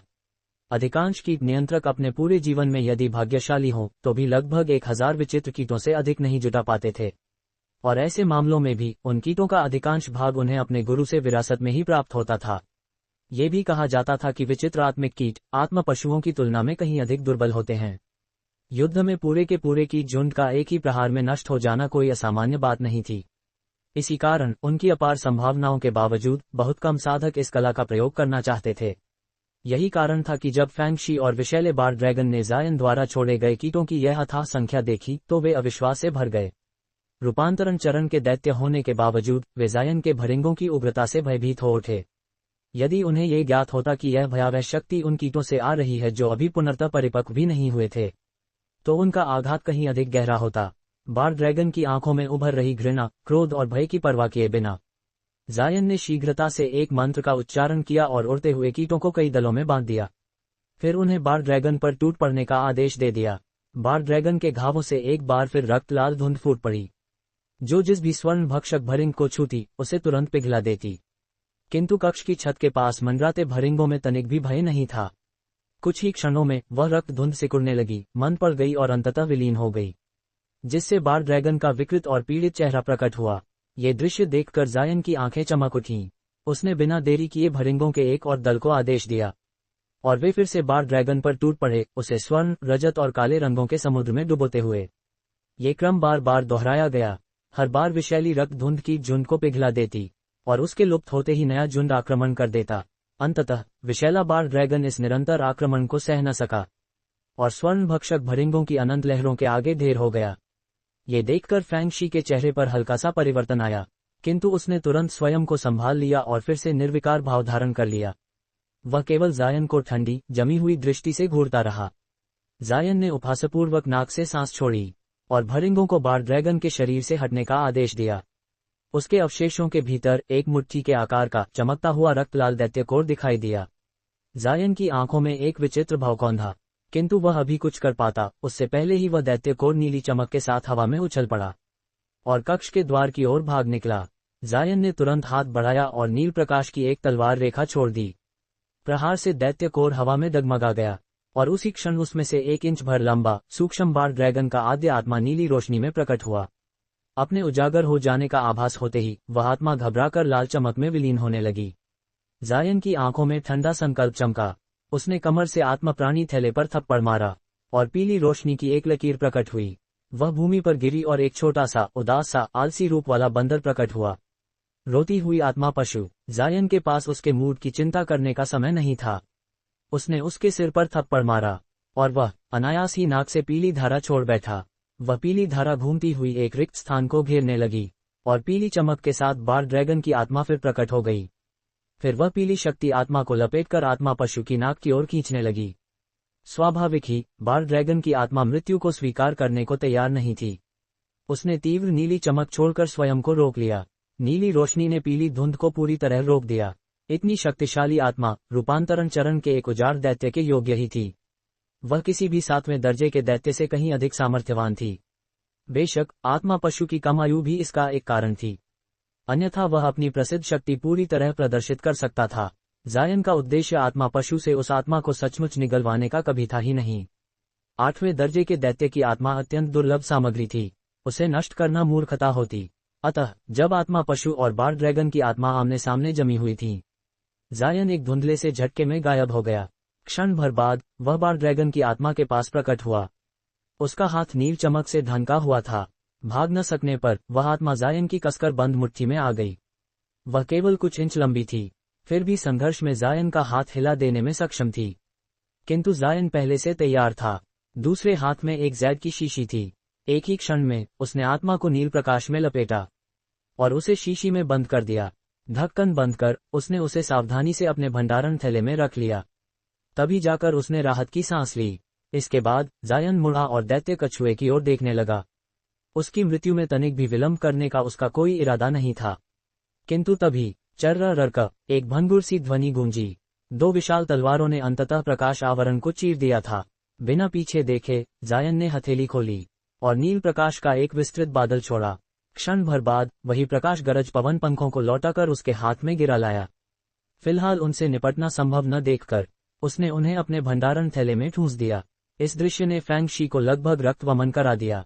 जो चेहरा अब तक शांत था, अब उसमें केवल अथाह घृणा और उन्मत्त क्रोध शेष रह गया था। उसका जो चेहरा कुछ क्षण पहले तक शांत और स्थिर था, अब उसी पर अत्यंत घृणा और दहकता हुआ क्रोध छलक रहा था। जायन की दृष्टि कक्ष के एक अन्य कोने में पड़े भरिंगों के ढेर पर जा टिकी। उसने होठों के बीच से एक धीमी सी सीटी निकाली और तुरंत ही वे भरिंग उड़कर अलग हो गए, जिससे उनके नीचे दबा हुआ दैत्य कछुआ प्रकट हो गया। ये दृश्य देखते ही जायन की सांस ठंडी पड़ गई। दैत्य कछुए का शरीर बुरी तरह फटा चिथड़ा और कुचला हुआ था, किंतु उसके पूरे शरीर को एक मंद पीली आभा घेरे हुए थी।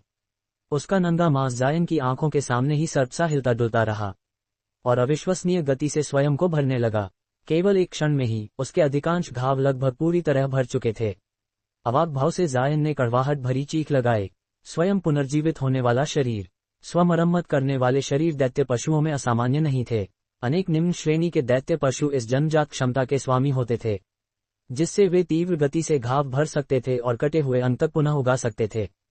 किंतु ये प्रवृत्ति उच्च श्रेणी के दैत्य पशुओं में अत्यंत दुर्लभ थी। छठे और सातवें दर्जे के अनगिनत दैत्यों को मारने के बावजूद जायन ने कभी भी पुनर्जन्म के समान क्षमता नहीं देखी थी। ये जानकर कि यह 8वें दर्जे का दैत्य कछुआ भी ऐसी शक्ति रखता है, जायन भीतर तक हिल गया, और इसी के साथ उसकी समस्या कहीं अधिक गंभीर हो गई। यदि वह किसी प्रकार दैत्य कछुए का सिर चीरकर उसका दैत्य कोर नष्ट न कर सके, तो उसके पास उसे मारने का और कोई उपाय नहीं था, जब तक वह उसकी पुनर्जनन क्षमता को पूरी तरह थका न दे। वह वस्तुतः असहाय था। दुर्भाग्यवश उसने अपनी बांस में एक झुंड तलवारों को केवल कुछ ही दशक पहले परिष्कृत किया था, और उस समय का अधिकांश भाग उन्हें तपाने में नहीं लगाया था। यद्यपि वे स्वर्ण बिजली बांस जैसी पौराणिक सामग्री से बनी थीं और अत्यंत दुर्लभ क्रिस्टल से परिष्कृत की गई थीं, फिर भी वे समान स्तर के साधकों के जादुई खजानों में विशेष रूप से शक्तिशाली नहीं मानी जा सकती थीं। अतीत में जायन प्रायः अपने खजानों की संख्या और उनके अद्भुत सामंजस्य के बल पर छठे और सातवें दर्जे के दैत्यों का वध करता आया था। यद्यपि 12 तलवारों के एक विशाल तलवार में विलय होने से उनकी शक्ति अत्यधिक बढ़ जाती थी, किंतु ये केवल एक लाभ था, और फिर भी ये स्पष्ट था कि वह इन दीर्घकाल से साधित दैत्य शरीरों को पराजित नहीं कर सकता था। पीछा छोड़कर पलायन। जब उसकी तलवारें दैत्य साधकों पर तनिक भी प्रभाव न डाल सकीं, तो जायन भीतर से अत्यंत खिन्न हुआ, किंतु कुछ ही क्षणों में उसने स्वयं को शांत कर लिया। अधिकांश उच्च श्रेणी के दैत्य पशु अपने शरीर की साधना में विशेषज्ञ होते थे। उनका घना मांस और कठोर त्वचा उस स्तर के साधकों के जादुई खजानों के समकक्ष होती थी। इसके अतिरिक्त दैत्य पशुओं की आयु सामान्य साधकों की तुलना में कई गुना अधिक होती थी, कभी कभी तो 10 गुना तक। इस कारण दैत्य जितना उच्च दर्जे का और जितने लंबे समय से साधना में लगा होता, उसका शरीर उतना ही भयानक रूप से टिकाऊ हो जाता। नैसेंट सोल चरण तक पहुंचने से पहले साधक सामान्यतः अपने खजानों और तकनीकों से 7वें दर्जे तक के दैत्यों का वध कर सकते थे, किंतु जैसे ही दैत्य 8वें दर्जे में प्रवेश करता और रूपांतरण चरण प्राप्त करता, वह प्रायः समान स्तर के मानव साधकों को अपने साधित शरीर और विकसित बुद्धि से दबा देता। बार ड्रैगन जैसे प्राचीन वंशों के दैत्य तो 8वें दर्जे में ही सामान्य 9वें दर्जे के दैत्यों के बराबर युद्ध और रक्षा क्षमता रखते थे। और जहां तक दैत्य कछुओं की बात थी, उनकी जाति को सभी दैत्यों में सर्वाधिक रक्षात्मक माना जाता था। इन सब बातों को समझने के बाद यह कोई आश्चर्य नहीं था कि जायन की उड़ती तलवारें उन्हें क्षति नहीं पहुंचा सकीं। यदि कोई नैसेंट सोल का अनुभवी साधक सैकड़ों वर्षों से तपे हुए खजान के साथ आक्रमण करता, तो स्थिति भिन्न हो सकती थी। इसके विपरीत यदि कोई सामान्य नैसेंट सोल साधक इस समय भूमि पर पड़ा होता, तो जायन उसे आसानी से समाप्त कर सकता था। अधिकांश मानव साधक दैत्यों की भांति शरीर साधना नहीं करते थे। मानहूजी जैसे अपवादों को छोड़कर जहां तक दैवी दानव विनाशक बिजली का प्रश्न था, वह यद्यपि दानवी और अधर्मी तकनीकों पर घातक सिद्ध होती थी, किंतु दैत्य जाति पर उसका प्रभाव सीमित था। उसकी वास्तविक भयावह शक्ति स्वर्ण बिजली बांध से आती थी, किंतु वर्तमान साधना स्तर पर जायन उसकी शक्ति का केवल 10वां भाग ही उपयोग कर सकता था। ये सब स्पष्ट होते ही जायन को कोई निराशा नहीं हुई। वह जानता था कि एक बार नैसेंट सोल चरण प्राप्त कर लेने के बाद और 100 वर्षों तक अपनी तलवारों को और तपने देने पर उसके खजान शक्ति में विस्फोटक वृद्धि करेंगे। उस समय वह दैत्य रक्षाओं को अपेक्षाकृत सरलता से भेद सकेगा। आखिरकार बांस में एक झुंड तलवारें एक शीर्ष स्तरीय जादुई खजाना थीं, जिन्हें पाने के लिए उसने अपार प्रयास किए थे। इसलिए जायन को उनके भविष्य पर पूर्ण विश्वास था। यद्यपि वह अपने जैसे अंतिम कोर फॉर्मेशन साधकों और 7वें दर्जे के दैत्यों को सहजता से मार सकता था, किंतु वह कभी भी नैसेंट सोल साधकों या 8वें दर्जे के दैत्यों से भिड़ने का साहस नहीं करता। कोर फॉर्मेशन और नैसेंट सोल के बीच की खाई दो पुनर्तः अलग संसारों जैसी थी। ये सारे विचार उसके मन में केवल एक पल में कौंध गए। जब उसने फिर से दैत्य कछुए और फैंगशी की ओर देखा, तो उसका चेहरा भावनाओं से भर उठा। वह इस निष्कर्ष पर पहुंचा कि यदि वह स्वर्गीय हिममणि का प्रयोग करने का जोखिम न उठाए, तो वह अल्प समय में इन दोनों दैत्यों का वध नहीं कर सकता। और तब भी वह आश्वस्त नहीं था कि वह फैंगशी के रक्षक खजान को भेद पाएगा, क्योंकि वह उस मणि को नियंत्रित नहीं कर सकता था। वह उसकी शक्ति को दैत्यों के शरीर पर केंद्रित नहीं कर पाता, जिससे हिम अग्नि की प्रभावशीलता बहुत घट जाती। सबसे अधिक हिचकिचाने का कारण ये था कि हिमअग्नि एक बार प्रयोग हो जाने पर लौटाई नहीं जा सकती थी। यदि वह उसे प्रयोग करने के बाद भी फैंग शी को न मार सका, तो वह उन अग्नियों को कक्ष में छोड़ देगा, फैंग शी के उपयोग के लिए एक उपहार की भांति। ऐसी स्थिति में उन्हें स्वयं के लिए बचाकर रखना कहीं अधिक उचित था। वह नेसेंट सोल संघनन के बाद मणि को परिष्कृत कर उसे अपने शस्त्रागार का एक और घातक हथियार बना सकता था। जायन ने विचार में अधिक समय नहीं लगाया। वह एक भी क्षण व्यर्थ नहीं कर सकता था। जबकि दैत्य कछुआ अभी भी सूजा हुआ था, वायु भेदक दैत्य का पेट काफी हद तक सिकुड़ चुका था। फैंग शी का चेहरा पल पल और अधिक घातक होता जा रहा था। जायन जानता था कि उसे अधिक समय नहीं मिलेगा, अतः उसने दांत भींचे, दैत्य कछुए का भंडारण थैला झपटा और एक जोरदार लात से उसे उग्र भू अग्नि के गड्ढे में धकेल दिया। इसके तुरंत बाद उसने बार ड्रैगन के अवशेषों से एक और भंडारण थैला निकाला और धुंधले से झटके में गायब हो गया। क्षण भर बाद वह वायु भेदक दैत्य के पास प्रकट हुआ और उसे भी उसी भू अग्नि के गड्ढे में लात मारकर फेंक दिया, ताकि वह दैत्य कछुए का साथ दे। फिर बिना पीछे देखे वह नील प्रकाश की एक रेखा बनकर उड़ गया। जायन को विश्वास नहीं था कि वे चाहे जितने भी शक्तिशाली क्यों न हो, उसे किसी भी यादृच द्वीप तक ढूंढ पाएंगे जहां वह स्वयं को छिपाएगा। इसलिए उसने कक्ष के पत्थर के द्वार में एक विशाल छेद किया और बिना कोई निशान छोड़े उड़ गया। औजार परिष्करण कक्ष पूरी तरह शांत हो गया। कितना समय बीत गया इसका कोई अनुमान नहीं था कि तभी उस कक्ष के भू अग्निकुंड से एक घृणित और क्रूर गर्जना गूंज उठी। गर्जना के साथ ही एक अंधाधुंध चमकती श्वेत प्रकाश रेखा भू अग्नि के कुंड से बाहर निकली, कक्ष की छत को भेदती हुई ऊपर जा पहुंची और फिर पूरे गुफा निवास की सभी प्रतिबंधात्मक संरचनाओं को चीरती हुई बाहर निकल गई। अगले ही क्षण वह श्वेत प्रकाश छोटे से द्वीप के ऊपर प्रकट हुआ और अदृश्य सी गति से उसके चारों ओर एक चक्कर लगाया। फिर उसी स्थान पर रुककर प्रकाश मध्यम पड़ा और प्रकट हुआ। वायुसेन। उसका बाहरी रूप पुनर्तः सुव्यवस्थित था, मानो भू अग्नि ने उसे तनिक भी क्षति न पहुंचाई हो, किंतु उसके दांत क्रोध से भींचे हुए थे और उसकी आंखों में उबलता हुआ रोष दहक रहा था। उसके एक हाथ में अब भी अपंग पड़ा दैत्य कछुआ था। दैत्य कछुए के पास अपने शरीर की रक्षा के लिए कोई खजाना नहीं था। इसी कारण उसका शरीर झुलसा हुआ और धुआं छोड़ता हुआ था। स्पष्ट था कि भू अग्नि के कुंड में उसे अत्यंत भयानक पीड़ा सहनी पड़ी थी। वायुसेन की आंखों में श्वेत प्रकाश चमका और उसने क्षितिज की ओर दृष्टि घुमाई।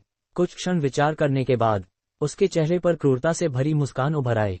उसने एक हाथ से मंत्र मुद्रा बनाई और उसकी उंगलियों से श्वेत प्रकाश झिलमिलाया।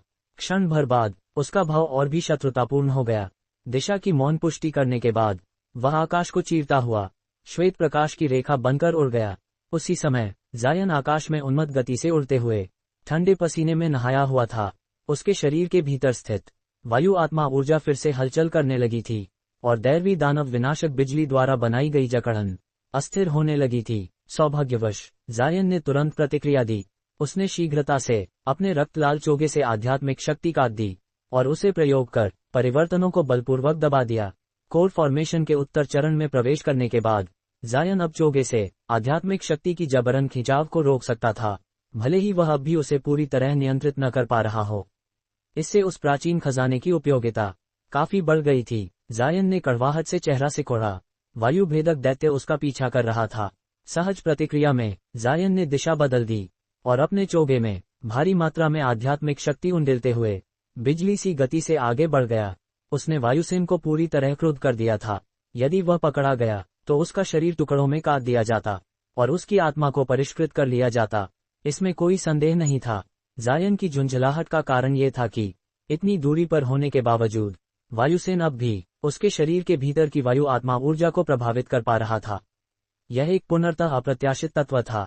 उसे अब इस बात का पछतावा होने लगा कि उसने औजार परिष्करण कक्ष में रहते हुए स्वर्गीय हिममणि को क्यों नहीं छोड़ दिया था, किंतु अब उस पर सोचने का कोई लाभ नहीं था। जायन के पास केवल एक ही विकल्प था, अपने रक्तलाल चोगे की सहायता से उन्मत्त गति से पलायन करना। भागते समय उसके शरीर की वायु आत्मा ऊर्जा हर 4 से 6 घंटे में एक बार उग्र हो उठती थी। यद्यपि वह हर बार 15 मिनट के भीतर उसे दबा देता था, फिर भी उसे हर बार उड़ान की दिशा बदलनी पड़ती थी ताकि वायुसेन उसकी सटीक दिशा न जान सके। जायन की गति वायु भेदक दैत्य से कहीं कम थी, किंतु हर बार वह पहल अपने हाथ में लेकर काफी दूरी बना लेता था। फिर भी वायु आत्मा ऊर्जा की प्रतिक्रिया के सहारे वायुसेन निरंतर उसका पीछा करता रहा। ये बिल्ली और चूहे का खेल पूरे 1 महीने तक चलता रहा, जिस दौरान वे समुद्र के एक विशाल विस्तार को पार कर चुके थे। जैसे जैसे पीछा लंबा खींचता गया, जायन का मन और अधिक बेचैन और उदास होता गया। वह चाहता था कि अपने शरीर की वायु आत्मा ऊर्जा को परिष्कृत कर सदा के लिए उससे छुटकारा पाले, किंतु वह ऊर्जा अत्यंत ही दृढ़ सिद्ध हो रही थी। पूरे 1 महीने की कोशिशों के बाद भी उसमें रत्ती भर भी कमी नहीं आई। स्पष्ट था कि यह ऐसी वस्तु नहीं थी जिससे कोई कोर फॉर्मेशन साधक छुटकारा पा सके। असहाय होकर जायन ने पलायन जारी रखा, पर एक बात उसे अत्यंत विचित्र लग रही थी। वायु भेदक दैत्य वायु आत्मा ऊर्जा को और अधिक बार क्यों नहीं भड़का रहा था? यदि वह ऐसा करता तो वह उसे कब का पकड़ चुका होता। जायन यह नहीं जान सकता था कि हजारों किलोमीटर दूर वायुसेन स्वयं भी यही करना चाहता था, किंतु उसकी अपनी स्थिति भी जायन जैसी ही थी। यद्यपि वह नहीं जानता था कि आत्मा दुग्ध में कौन सा विचित्र विष मिलाया गया था, फिर भी समय समय पर उसकी आध्यात्मिक शक्ति बाधित हो जाती थी और उसका शरीर फूलने लगता था। हर बार ऐसा होने पर उसे उड़ान रोकनी पड़ती और बलपूर्वक उसे दबाना पड़ता। वह जानता था कि कुछ समय तक ध्यान करने के बाद वह इस विष को पूरी तरह परिष्कृत कर सकता है, किंतु वह जायन को भागने नहीं दे सकता था। उसके पास बहुत कम जादुई शक्ति शेष थी, इसलिए उसे पूरी ताकत से पीछा जारी रखना पड़ रहा था। जहां तक दैत्य कछुए की बात थी, वह तो बहुत पहले ही स्वस्थ हो चुका था, किंतु अत्यंत धीमा होने के कारण वायुसेन उसे पीछे छोड़ चुका था।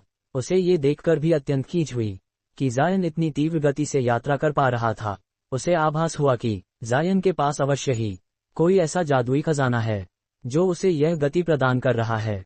बिजली सी गति। दिन बीतते गए। जैसे जैसे पीछा जारी रहा, वायु आत्मा ऊर्जा के भड़कने के अंतराल धीरे धीरे बढ़ते चले गए।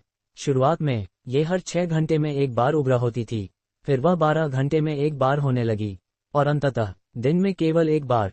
साथ ही हर बार उसकी तीव्रता भी कम होती चली गई। अंततः वायु आत्मा ऊर्जा ने पूरी तरह से उग्र होना बंद कर दिया। ऐसा प्रतीत हुआ कि वायु भेदक दैत्य ने अंततः पीछा छोड़ दिया था।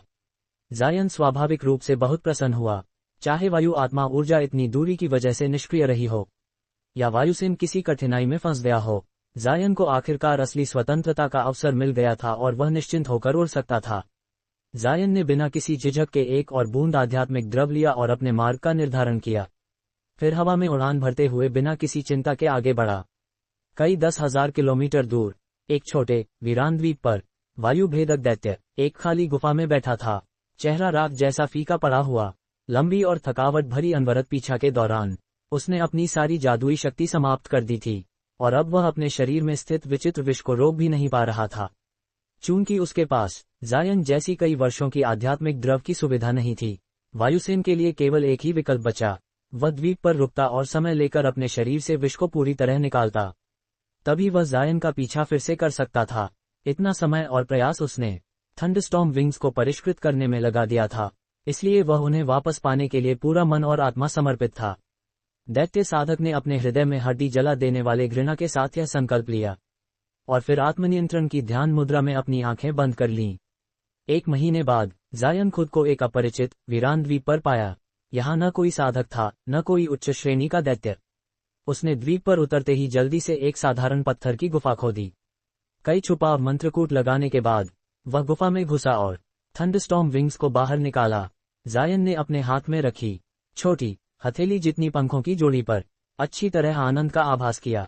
चूंकि पंखों में वायु और बिजली दोनों के गुण थे और वायुसेन केवल वायु आत्मा शक्ति रखता था, इसलिए पंखों को चलाने के लिए केवल बिजली या वायु में से किसी एक की आवश्यकता थी। जायन के शरीर में मौजूद दैवी दानव विनाशक बिजली का प्रयोग करते हुए वह निश्चित रूप से इस जादुई खजाने को नियंत्रित कर सकता था। यदि पंख वास्तव में उस दैत्य के कहे अनुसार अद्भुत थे, तो जितनी जल्दी वह उन्हें प्रयोग में लाएगा, उसकी जीवित रहने की संभावना उतनी ही अधिक होगी। हालांकि जब जायन ने पंखों का निरीक्षण किया तो देखा कि उनके सफेद पंख हल्के विकृत हो रहे थे। इसे देखकर जायन तुरंत समझ गया कि यह इसलिए हो रहा है क्योंकि पंख पूरी तरह से परिष्कृत नहीं हुए थे। फिर भी इतने कमजोर होने के बावजूद उन्होंने अब तक अपने अस्तित्व को बनाए रखा था। वायुसेन के दावे के विपरीत कि उनका प्रयास व्यर्थ जाएगा, जायन ने बिना किसी घबराहट के अपनी उंगली पर हल्की कट लगाए। एक बूंद रक्तसार उंगली के सिर पर जमा हुई, जिसे उसने मंत्र मुद्रा बनाते हुए मास्टर मान्यता अनुष्ठान में प्रयोग किया। रक्तसार पंखों पर गिराया तो जायन की आंखों में ठंडी चमक झलकी। फिर उसने थंडरस्टॉर्म विंग्स को हवा में उछाल दिया। वे निर्गत होकर स्थिर हो गए। जायन ने अपनी उंगलियों को उनके पास फैलाया और उन पर विद्युत की पतली धाराएं छोड़ी। झांकते ही पंखों के चारों ओर स्वर्णिम बिजली की परत बन गई। बिजली के जाल से गड़गड़ाहट की आवाजें निकलीं। जायन ने राहत की सांस ली जब उसने देखा कि पंख धीरे धीरे दैवी दानव विनाशक बिजली को अवशोषित कर रहे थे। अगले 10 दिनों में जायन ने पंखों को धीरे धीरे स्थिर करने के लिए अपनी दैवी दानव विनाशक बिजली का उपयोग किया। साथ ही चूंकि पंखों ने बिजली को अवशोषित किया, उनका सिल्वर रंग हल्के स्वर्ण स्पर्श से बदल गया। जायन ने पंखों को पूरी तरह परिष्कृत करने के बाद उन्हें अपनी शरीर में समाहित किया। फिर वह गुफा से बाहर निकला और छोटे द्वीप से उड़ान भरी ताकि वह थंडरस्टॉर्म विंग्स की उपयोगिता और अद्भुत क्षमताओं का परीक्षण कर सके। ऊंचाई में एक गहरी सांस लेते हुए जायन ने पंखों को सक्रिय किया। फुफ फुफ, उसने अपने पीठ में आध्यात्मिक शक्ति महसूस की और वहां से मीटर लंबी पंखों की जोड़ी उभरी। पंख सिल्वर वाइट थे, हल्के स्वर्ण स्पर्श के साथ। जायन ने उन्हें घूरा और हल्के से हिलाने का प्रयास किया तो पंख बिना किसी अवरोध के हिले, जैसे हवा में कुछ भी नहीं हो। उत्सुकता से उसने हाथ बढ़ाया और पंखों को छूने का प्रयास किया। वह हैरान रह गया कि पंखों की सतह खुरदरी थी। फिर भी उसने हाथ में कुछ शक्ति लगाई तो वे आसानी से उसके हाथ से पार हो गए। यह क्या है? जायन चकित हुआ और तुरंत अपने अंदर झांका। हथेली में समाहित छोटे थंडरस्टॉर्म विंग्स सुरक्षित रूप से दांटियान में थे और हल्की सफेद चमक छोड़ रहे थे। बाहर दिख रहे पंख खजाने का वास्तविक रूप नहीं थे, बल्कि आध्यात्मिक शक्ति का एक प्रकट रूप था। कुछ ध्यान केंद्रित करने के बाद जायन ने पंखों के असली रूप में जादुई शक्ति प्रवाहित की। तत्काल बाहरी पंखों में सिल्वर चमक झिलमिला उठी।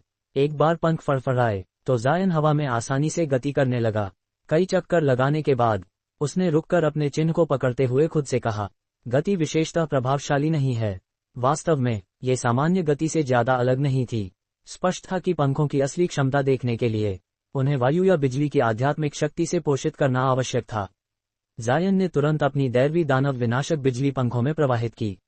भीतर के पंखों में 2 हल्की स्वर्णिम बिजली की झलकियां गईं।